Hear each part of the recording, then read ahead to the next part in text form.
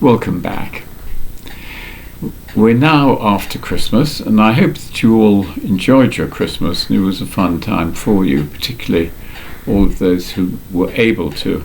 But of course, these are not normal times, and with COVID around, it makes it very difficult indeed.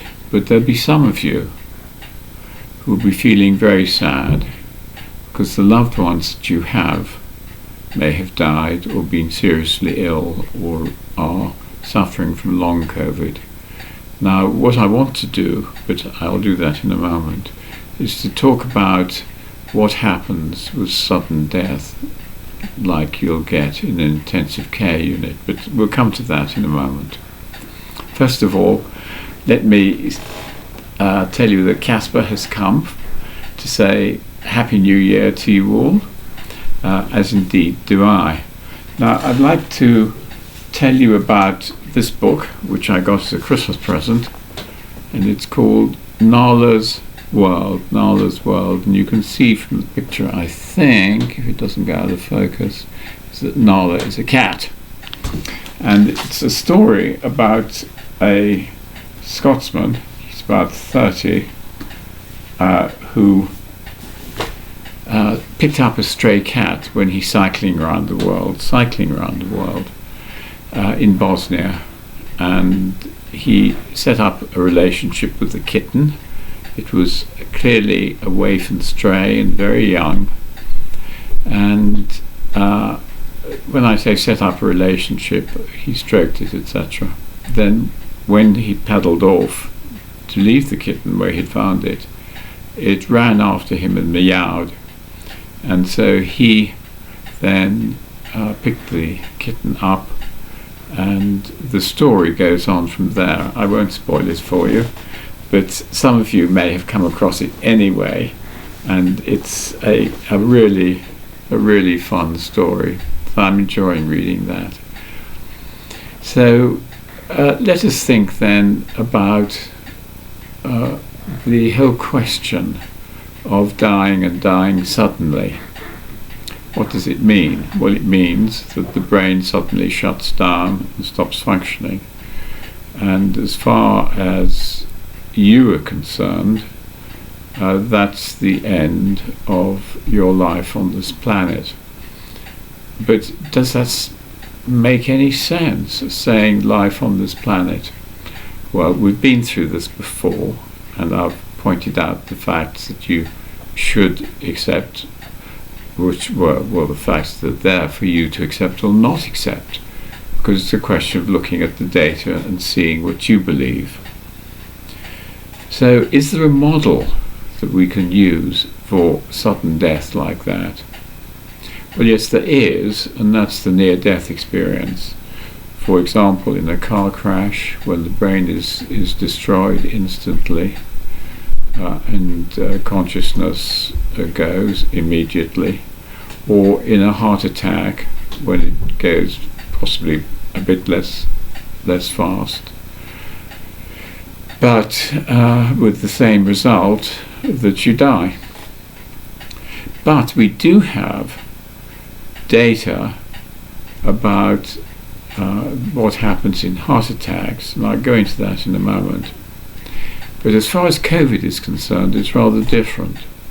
You see, you first of all will have picked COVID up. You may know that you have a lot of the factors that will lead to you probably dying with a COVID infection. For example, I know that if I get the COVID infection, I'd be quite lucky to survive.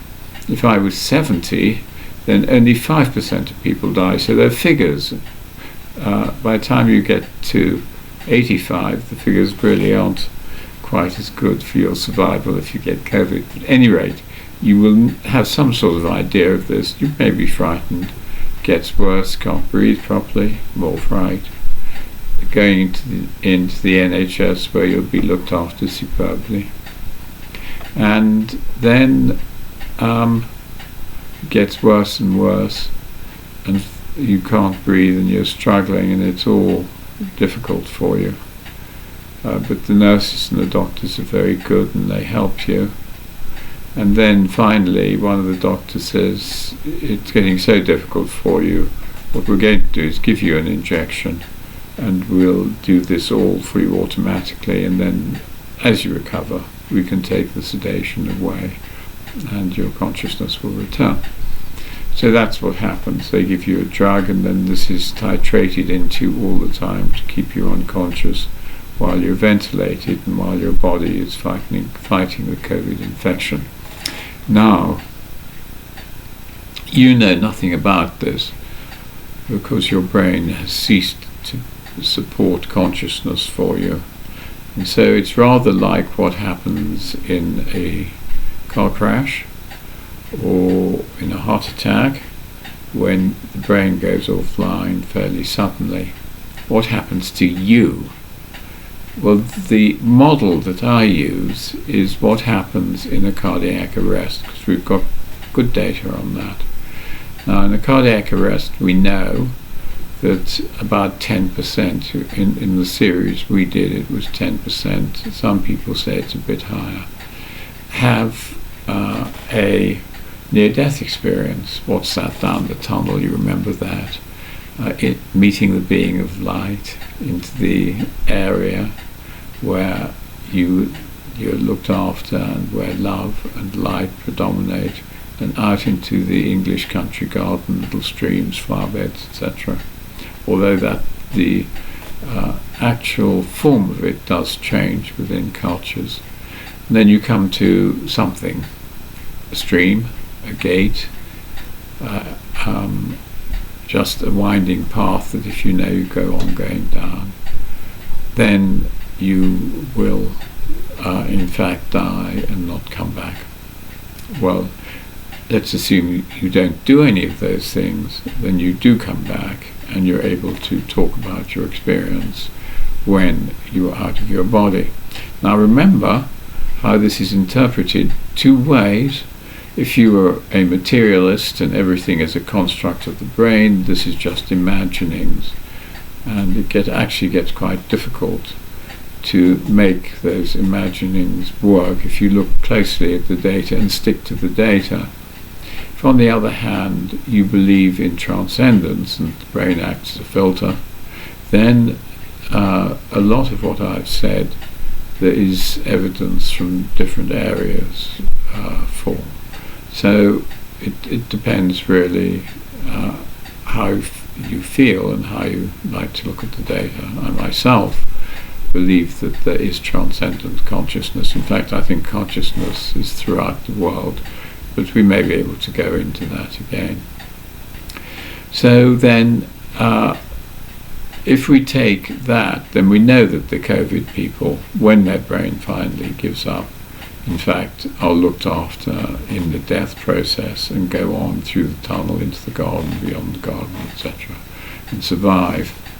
So you don't have to be too sad that they had a terrible time during their deaths, because I don't think they did. And one's obviously very sad leaving them, but they essentially are all right.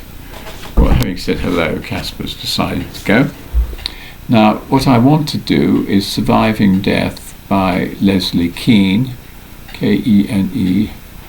She is an investigative journalist, and she has gone throughout the world and interviewed those people who have the best knowledge of the evidence for survival after death.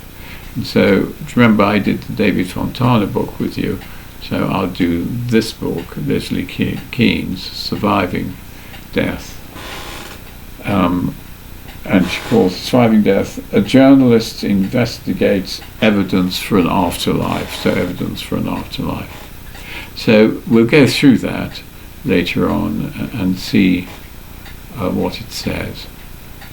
So let me wish you all a very happy new year. For those of you who have lost people who you love, don't be too sad because they're okay. So if they're okay, then that's one of the major difficulties that we have with death.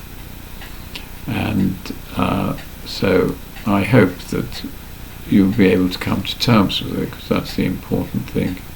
For those of you who are frightened of dying, take the We Croak app, which some of you quite liked, and we'll see how you go with that.